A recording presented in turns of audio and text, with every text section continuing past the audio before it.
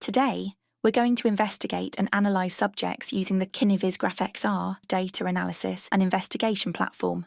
In our scenario, information relating to money laundering and terrorist financing within casinos and betting companies is siloed across 6 different live and historical data streams. These include suspicious activity reports, currency transaction reports, credit reports, criminal records, and marriage records. An example of one data stream is shown here. When their employees encounter indicators of financial crimes, casinos are required to file suspicious activity reports, or SARs, to a regulating agency. SARs include the name of the transacting party, their address, telephone number, and a written narrative describing the suspicious activity witnessed. Key intelligence and evidence is often buried in the narrative. One red flag would be an individual making multiple chip changes just below $10,000. In our example, Jane Smith, a suspected money launderer, is included on an internal watch list. When a new record arrives for Jane Smith, GraphXR generates an alert. Clicking on the new SAR node displays all the information contained within the record. Here, we can read the narrative describing the suspicious activity in question. In this case, she's made multiple exchanges on one day for just under $10,000. How does this relate to what we already know about her? By using the search function, we can quickly look for hits against her name in all our data streams. We have hits on credit reports, criminal records, marriage licenses, as well as historic CTRs and SARs. Let's pull her previous SARs onto the canvas.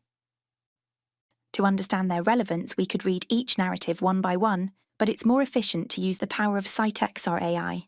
By selecting all the SARs we are interested in and generating an AI summary, we can quickly see that her latest activity is consistent with a pattern, making multiple exchanges for chips at just below the $10,000 CTR reporting threshold, a technique money launderers use to layer illicit funds. So let's carry out a more detailed analysis to look for connections and leads within our data. To do this, all we have to do is highlight the relevant nodes and expand. In doing so, we can see that Jane goes to the same casino, always provides the same address, and on the last 4 occasions, the same telephone number. However, on the most recent occasion, she provided a different telephone number. This is a lead that might have taken hours to uncover, trawling through historic records. Instead, all we have to do is highlight the node and expand.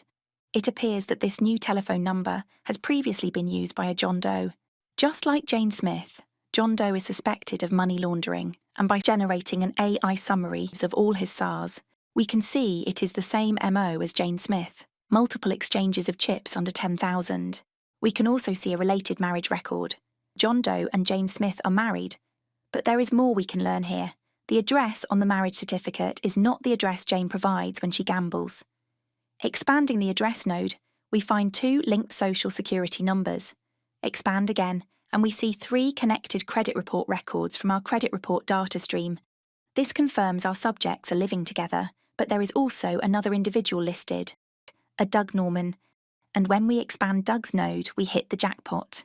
He is the subject of multiple SARs and CTRs, indicated by dollar nodes, all of which we have found without even having to type his name in a search box. So, within 2 minutes of receiving a new SAR, we have uncovered a potential network of money launderers.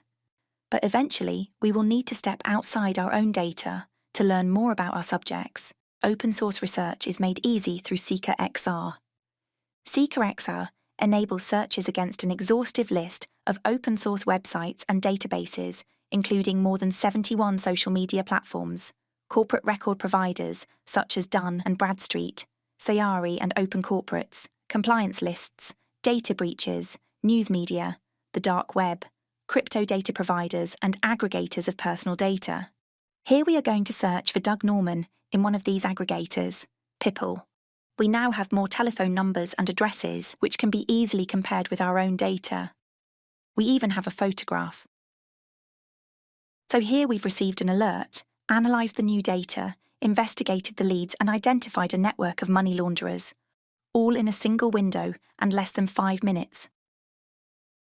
Data analysis and investigation, made simple by GraphXR,